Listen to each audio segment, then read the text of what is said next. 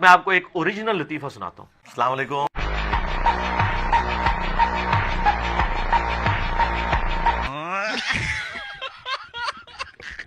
80 دن تک آپ کا بھوکا رہ کر عبادتیں کرنا ثابت ہے. یہ کرامت تھی آپ کی. 80 دن تو انسان نہ کھائے پیے زندہ نہیں رہ سکتا. اس وقت تک نہیں کھاتے تھے جب تک ان کا ربی نے حکم نہ دیتا. حضور غوث الثقلین رحمۃ اللہ علیہ 15 سال تک رات بھر میں ایک قرآن کریم ختم کرتے رہے. غوث پاک رحمۃ اللہ علیہ ہر روز ڈیلی 1000 رکعت نفل ادا فرماتے تھے.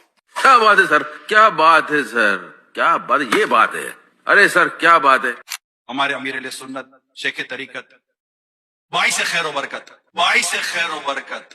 اب یہ تو کسی کتاب میں نہیں لکھا. جی ہاں, باعث خیر و برکت.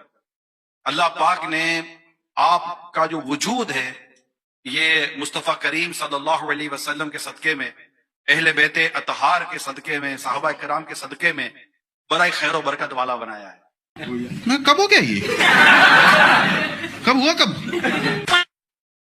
یعنی آپ سے کوئی ہاتھ بھی ملاتا ہے تو کہتا ہے کہ انشاءاللہ برکت ملے گی. آہا بہت چنگا نام ہے.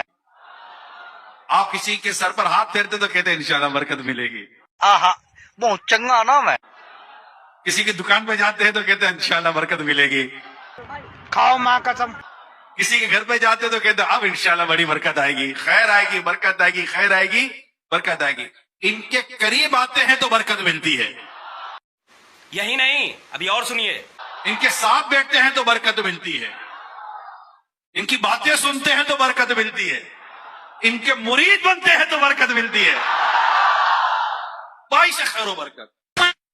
ارے رکو ذرا, صبر کرو. انجینئر صاحب ایک اسپیکر ہے, آپ جانتے ہیں, بڑا مشہور آدمی ہے ماشاءاللہ, بڑی باتیں اور علم بڑا, اس کا بڑا نالج ہے, اس کا بڑی باتیں کرتے ہیں. کسی اپنے بڑے سے کہا کہ میں میرا, حالانکہ میں نے بھی اس کے بارے میں کئی کلپ اس باتیں بنائی کہ یار بہت بدتمیز آدمی ہے, بدتمیزی کرتا ہے. تو میں نے کسی اپنے بڑے سے بات کی, انہوں نے نہ کری, انہوں نے گل کری, انہوں نے گل نہ کری. نہیں کیوں؟ انہوں نے کہا اس سے اگر تم بات کرو سارے مولوی تیرے خلاف ہو جائیں گے, سارے علماء تیرے خلاف ہو جائیں گے. وہ تو گستاخ ہے, وہ صحابہ کا بھی گستاخ ہے, وہ بڑوں کا بھی گستاخ ہے, وہ فلانا کا بھی گستاخ ہے. تو میں نے کہا میرا پوائنٹ آف سیاست تھوڑا مختلف ہے. میرا پوائنٹ آف, میں نے اس سے مرزا صاحب سے بات کی, میں نے فون کیا اس کو, میں کہا میں نے, اس کا فون آ گیا. تو اس نے کہا نہیں بھائی میں بھی آپ سے بات کرنا چاہتا تھا. تو میں نے اسے کہا, میں کہ یار تو ہمارا بھائی ہے چھوٹا, تو یہ تھوڑا سا اپنی اگر گفتگو ٹھیک کر لے تو تیرے سے تو ہم نے کئی باتیں میں سیکھ رہا ہوں, تیری اتنی یعنی تحقیق ہے, لیکن تیری وہ آؤٹ اسپوکن ہونے کی وجہ سے, تھوڑا بدتمیزی والی گفتگو ہونے کی وجہ سے تیری اچھی باتیں بھی رہ جاتی ہیں.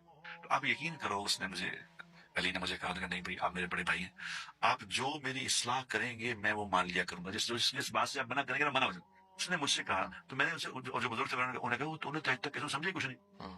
اس نے تو یہ وہ طارق مسعود صاحب کے بارے میں کسی نے کہا, اس سے بیٹھ کے بات کرو گے تو اس نے کہا طارق مسعود کی ہے, ایک آسٹریلیا کی ٹیم ہے, تو ایک کاموں کی ٹیم ہے, تو میچ کراتے ہوں اور اس لیول کم اوپر. تو میں نے اس سے بات کی تو اتنا میرے سے میٹھا وہ بولا ہے, اتنا میٹھا بولا. کہ بھائی آپ پلیز یہاں آئے میرے پاس, جس جگہ میں بیٹھ کے بات کرتا ہوں اس جگہ آپ بیٹھے, میں نیچے بیٹھ کے آپ کی بات سنوں گا. صرف 2 بول محبت کے بولے میں نے اس سے, 2 بول محبت کے بولے کہ نہیں مرزا تو بہت اچھا ہے یار, میں تیرے سے بہت کچھ سیکھتا ہوں, تو بڑا پیارا ہے, تیری باتیں بڑی اچھی ہیں, کچھ باتیں بیچ میں تیری ہیں, انسان غلطی بھی کرتے تو اس کو ہم مائنس کر لیں تو بہترین آدمی. آپ یقین کریں کہ اس کی گفتگو ایسی تھی جیسے میرا چھوٹا بھائی ہوتا ہے.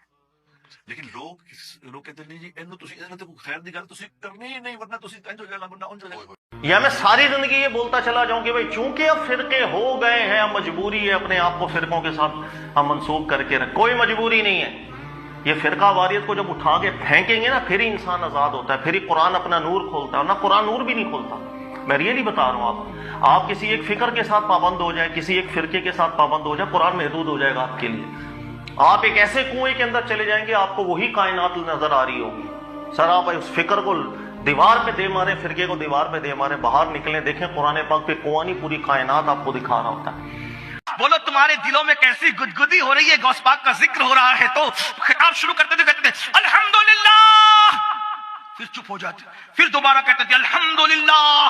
لوگ کہتے تھے 2 بار کیوں کہتے؟ کہ پہلی بار اس لیے کہتا ہوں کہ پوری دنیا کے سارے ولی میری آواز سن کر سب کام چھوڑ کر عبد القادر جیلانی سرکار کا خطاب شروع ہو گیا. پوری دنیا کے اولیاء. میں کہتا ہوں لوگ آج فخر کرتے ہیں کہ مجھے انٹرنیٹ پہ پوری دنیا دیکھتی ہے. میں نے کہا انٹرنیٹ پر دیکھتی ہے نا, میرے مرشد کو تو بغیر انٹرنیٹ پر سارے دنیا کے ولی سنا کرتے تھے. توبہ کرو. بات تو صحیح ہے. یہ بھی خوش فہمی ہے 70 ماہوں سے, ایسی کوئی بات بیان ہی نہیں ہوئی سرے سے.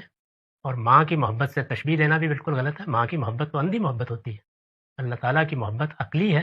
اللہ تعالیٰ کی محبت عدل و انصاف کے تقاضوں کے خلاف نہیں ہو سکتی. تو اس طرح کی تمثیلات کے ذریعے سے اللہ تعالیٰ کو سمجھنا ہی بالکل غلط ہے. اللہ تعالیٰ نے کہاں بیان کیا ہے کہ میں سراسر محبت ہوں؟ وہ قاہر بھی ہے، وہ جبار بھی ہے، وہ متکبر بھی ہے، وہ ذو انتقام بھی ہے، وہ عدل و انصاف بھی برپا کرے گا. یہ ساری صفات اللہ تعالیٰ نے بیان کی ہیں. تو اپنی طرف سے یہ تصورات قائم کر کے ان کا اطلاق اللہ تعالیٰ پر نہیں کرنا چاہیے. اللہ تعالیٰ جیسا ہے وہ اس نے اپنے پیغمبروں کے ذریعے سے بتا دیا، اس کو ویسا ہی ماننا چاہیے. اگر آپ کو میری ویڈیو پسند آئے تو میرے چینل کو سبسکرائب کریں.